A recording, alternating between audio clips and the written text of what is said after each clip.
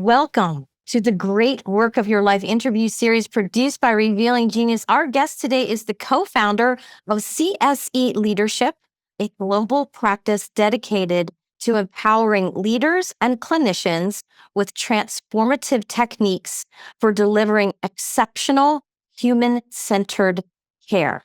She is an international speaker on the subject of the journey of excellence and has garnered multiple prestigious recognitions for the organizations of which she's been a part, including, get this, the Malcolm Baldrige Quality Award, the highest in its league, and the top-ranked hospital in the United States for patients by Loan Institute.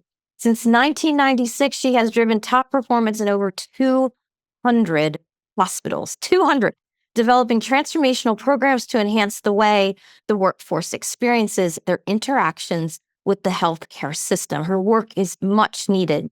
These efforts consistently produced top performance in experience and net promoter scores. Her exceptional contributions have earned her the recognition of CXO to Know 3 times by Becker's Healthcare. I'm so excited to welcome my dear friend and colleague, Ms. Lara Burnside. Oh my goodness, I'm so happy to be here. Thank you for having me. It's quite an honor. You bet, absolutely. So shall we jump right into the Q&A? Why not? Let's do it. All right. So the first 2 questions go together, and they are, what gives you energy, Lara? And what drains your energy when it comes to the great work of your life? So it's funny, when I was sitting down to actually do this interview, it hit me that I have this little plaque in my office that says, "Go where you feel the most alive." And I read it every single day and didn't actually translate that into this question until the moments before we joined together today. So I think, always in the top of my mind that I want to go wherever it is that I feel the most energized and that I feel the most alive.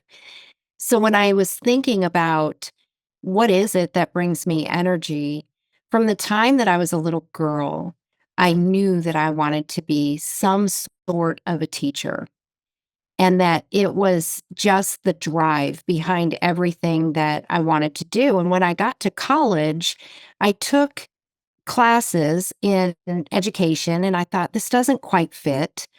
And where might it fit? And so I began teaching adults, and I found just this tremendous amount of energy helping people learn and experience those aha moments, that moment where the light bulb goes off in their head and they say, I'm thinking about something differently than I did before.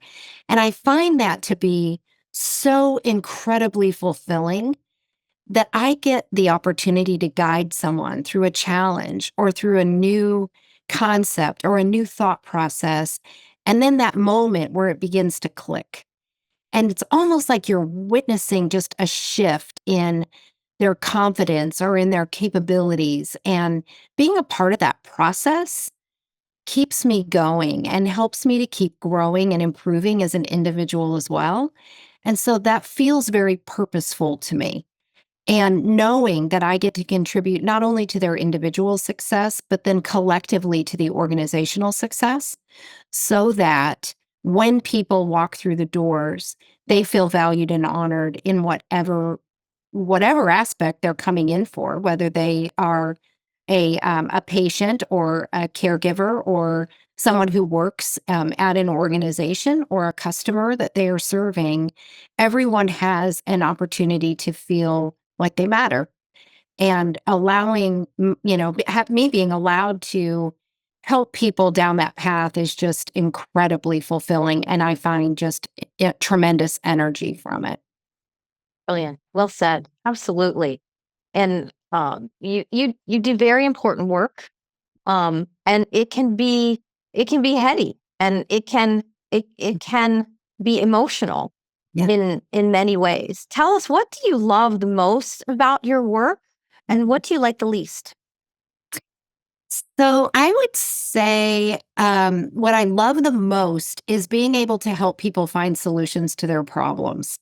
we're all struggling right now. And the more that I can participate in the thinking and in the solution driving mechanism that we're all going through to figure out better ways and more effective ways and efficient ways to do things, I find that really rewarding. Again, it has to do with guiding someone through a challenge and then really helping them see these new perspectives and how they could collaborate with other people and how they can come up with innovative solutions that perhaps they've never considered before, but by asking powerful questions, they are leading themselves down a path of exploration and things that they've never even dreamed of before, which is really fascinating. And I really thrive on that.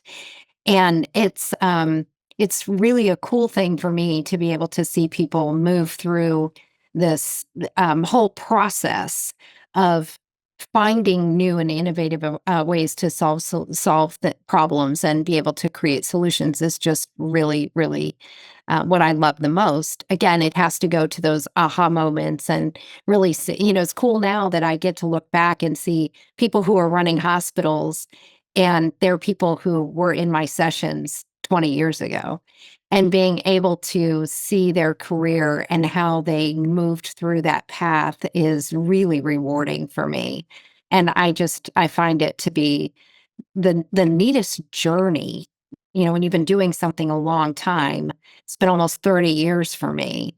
You get the chance to really see a lot of different paths. And so I really love being able to see other people succeed and to hope that I had even a small part in their career path and in their journey is really fulfilling. Um, so when you talk about like what drains me, or what I don't like to do, I tend to get drained emotionally when there's unnecessary drama or excuses. I think we all have things that we're dealing with, and I prefer not to focus on those things, but rather to focus on solutions and progress. So when my time and energy gets to be spent in a way that I feel like I can make a difference and that there is something purposeful about the work that I'm doing that allows me to get out of that feeling of being drained and into another much more productive state. So then when I, think about what type of work I don't like to do, it's going to always be around something that I feel that I can't impact it, because everything in me is about what impact can I have and how can I help transform something in a way that allows, again, just better success or a different way of looking at something, or allowing someone to feel really respected. When, oftentimes in the community on our worst days, we feel disrespected. So if we get a chance to change that in the workplace, that is very fulfilling to me. Particularly in healthcare. And your Yeah. business name, Laura, is CSE Leadership, found online at cseleadership.com. And what I thought was interesting is your logo. It is a key. Can you talk more about that? Yeah, it has to do with unlocking, people's highest potential and having a lot of keys to those successes, and teaching and training and creating innovative processes with clients so that they can continue to do the fulfilling work that they need to do. Part of the great work of your life is finding that thing that only you can do, that allows you to bring that to other people, and it allows them to do the thing that only they can do. And that key is about unlocking that potential and bringing keys to success so that you don't have to necessarily, make it up. If we can combine forces, then we tend to find better solutions. When, like I do, anytime you get a lot of brains around a problem, you can come up with tremendously innovative solutions. Whereas if we're single-mindedly thinking about something, that doesn't necessarily produce the same results. Yes, definitely. And this next question is it's very much individualized because it's different for everyone. And this is probably the one question I would ask you if I had 5 minutes with you. It's very simple. How do you define success? Kind of what I just said, right? It's finding the thing that only you can do, and making sure that thing aligns with who you are as a person. It aligns with your values. It aligns with the things that you treasure the most and that allow you to use those unique strengths and abilities in order to create meaningful impact. And that's different for every person, much to what you just said. But that, for me, it's about helping people grow and solving complex problems and fostering new ways of thinking and, living everything through my values like integrity and authenticity and vulnerability and being able to do that in a way that allows people to perhaps admit something that they wouldn't necessarily admit if they didn't feel that it was a safe space. And so when I think about success for me, it really is about not just the outcomes, but it's about ensuring that everyone is staying true to what really matters and what really matters to that person so that when they go to bed at night, they can say, I actually fulfilled my calling today. And that is how I would define success. Well said. Oh, well said. I think that's our soundbite for this trailer intro for sure. Have I fulfilled because that is the game. Have I fulfilled my calling? And it is, am I doing what I was born to do? The thing that makes us unique. That is the game. Figuring that out and then sharing it with the world. There is no other game, really. I think we're kindred spirits in that regard, for sure. Yep. Because if you're doing that thing that brings you energy, that makes you feel alive, that allows you to fulfill your calling, that allows you to take the path that only you can take, and you're giving back to others, that's what this is about. That's what life is about. And that's where you start to create better organizations, better communities. We start to create better nations, better kingdoms, a better world overall. And that's all of our responsibility. But each of us plays a very unique, specific role in allowing that to happen. And you see the same thing in organizations. That's why hiring for diversity is so important. Not just, diverse backgrounds, but diversity of thought. So that as we come to the table together, we're seeing and feeling different perspectives with each other that we can then begin to poke holes through and say, boy, this one matters and this one may not. And, again, each of us has that one unique ability to be able to do something that fits the puzzle pieces all together. Yes, definitely. And I love what you shared at the top of the hour when we were chatting. And just to summarize what we talked about, when you do step through that doorway, doing the thing that only you can do, people notice. So, would you mind sharing the validation that you received just recently? Because it's so true, and I've seen you in action. So I 100% agree that. If you could just share what the gentleman said to you after participating in one of your retreats. Absolutely. I had the privilege of speaking to a physician network a couple of weeks ago, and we were having a lot of conversation around communication and how that impacts well-being and belonging in our physician partners in our healthcare journey. And which is a hot topic these days, as you know. And I've read a bunch of studies around the impact of healthy and connected conversation and communication from a healthcare provider to a patient and how that actually positively impacts the way that a physician or a clinician feels about the work they get to do. And that was where the conversation was. And so when we were finished with the day, there was as always, you get people who have questions and that sort of thing. Well, this one participant that day came up and said, I can tell that this is your calling. It is clear that this is what you were meant to do. And that moment is where you realize everything that's within you is what you were giving out.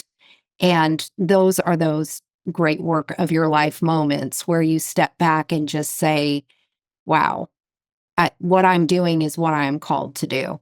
And it was clear to the audience. And, I mean, there's no better validation, I think, than that.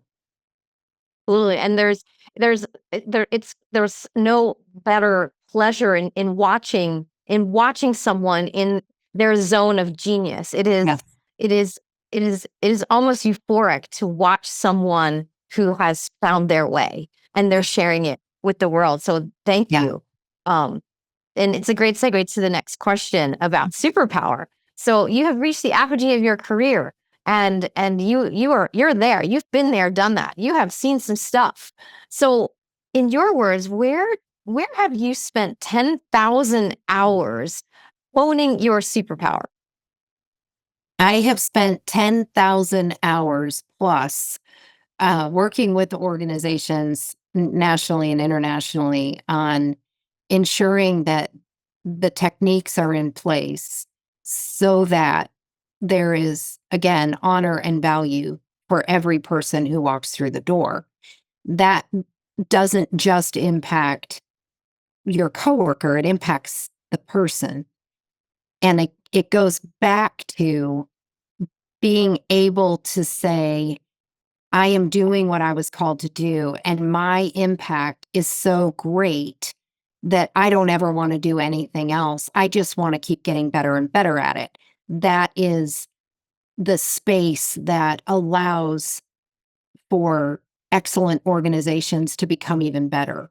It's the space where people who are already really good at what they do, they become even better because they're honing their skills tighter. They're dialing it in to a tighter frequency. And then that ripple effect begins to occur. And I have spent 10,000 hours researching and developing and creating techniques and tools, but also the way to describe them so that you're taking something that is seemingly very simplistic and yet very complicated and allowing it to feel as if it's doable.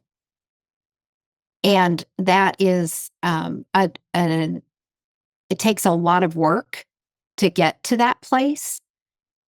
But when you do have the opportunity to describe it in a way that people say, oh, I get it. That again goes back to your first question, which is what energizes me. And so I will continue to spend 10,000 hours doing that work because it is really what is the fire in my belly. Wonderful. The world needs you. So I'm going to take a page from Oprah's magazine. She talks often about what she knows about herself to be true. So I'm going to mirror that back to you. And the question is, what do you know, Lara, about yourself to be absolutely true? Yeah. I know that I was raised to believe that whatever is the right thing you should fight for. That came from my mom. And my dad taught me that we have to leave this world better than we found it. And I have spent my entire life, personally and professionally, striving for both of those things. Certainly not to perfection, but it is a continual compass that guides what I do in my life, regardless of whether I'm at work or I'm at home, because fighting for what's right is always going to be the right thing. And all of our responsibility is to help make this world a better place. And so I know that to be true about me because has been my North Star and continues to be my North Star every single day. Kudos to mom and dad, and thanks for the Thank you. shout out to mom and dad. I'd love to interview them too. This is kind of a fun question. What would people be surprised to know about you? They would be surprised to know that I am incredibly introverted. And even though I have spoken, I don't even know how many times, countless times, nationally and internationally, I actually dropped out of speech 3 times when I was in college because I could not get up and give a talk. And I finally got to my last semester and didn't know that part of the final project was doing a presentation. And it's all I needed to graduate. And so only because I had my arm twisted behind my back did I even do a talk. And I still to this day struggle, so I think we all do, with incredible amounts of nervousness before you get out there to share whatever it is that you're going to share. And even in my personal life, am just incredibly introverted, but I have worked very hard to practice extroversion so that I can do the work that I feel very called to do. And that is not an introverted person's job. So it's this constant push and pull behind it that I think would surprise people. That and I I'm love to surprised. I am surprised. I mean, you are a phenomenal speaker. I just phenomenal. So yeah, that's a great story. And I can bet a large sum of money that the folks that are listening right now can totally relate to that. So thank you for sharing. You are not alone, definitely. So I have two more questions and then we'll Okay. pause and then we'll go into the final question. The next two questions, we'd like to hear your advice. And we'd like to hear your advice on a book that inspired you to behave or think differently? Lean forward into your life. That book, it's by Marianne Rodmacher, and she talks about leaning in and not being in the stands, but rather being involved in every aspect of whatever you're doing. And that actually really changed my perspective in my life on a lot of things because in order to be able to do the great work of your life, you don't get to sit in the stands. Even when it's hard, you're on the field and you're leaning in, much like she talks about a skier going down the hill and they don't lean back when they're going down the hill. They're leaning in to get as much momentum as they can get. And that's what I believe we have to all do in life. And that book was life-changing for me. A great one. I haven't read it. I'm definitely going to put that on my book list. And the reason is I was watching a TED Talk from Brene Brown just recently. So no such thing as coincidence. And she ended her presentation with that very sentiment, that very notion where she said, we need to get into the arena, Yes. where we might not always win, but we're playing. We're Yes. playing hard and we're in it just heart and soul. We're all in. Was really interesting. So that's two signals that Yeah. I need to read. I need to read that book. Thank you so much. Yeah. So I have one more question, then we're going to pause and then go to our bonus question. Okay. So the last question before we take a moment is, what is your favorite quote or motto and why? My favorite quote is by Maya Angelou, and she says, when you know better, you do better. And it really, again, has just kind of been a life motto for the work that I do, but also within my personal life. So it's a constant lifelong learning mindset that you don't ever, again, get to sit back on your laurels and go, oh, I know it all, but rather that continued pursuit of educating yourself with the knowledge that's important for you to be able to find however you define success in life and in work, and then do better when you've learned that new thing. And again, that's been my life motto. My life motto has been, when you know better, you do better. There's the teacher in you. Therein. Yes. Mhm. And we're going to pause for a moment and folks can find Lara on her LinkedIn profile and I'll spell her first name. Lara is spelled Lara, Lara Burnside, Lara Burnside. You can connect with her on LinkedIn. You can also find more about her work at cseleadership.com. And I just pause for a moment before we go to the last question and see if there's anything else you'd like to add.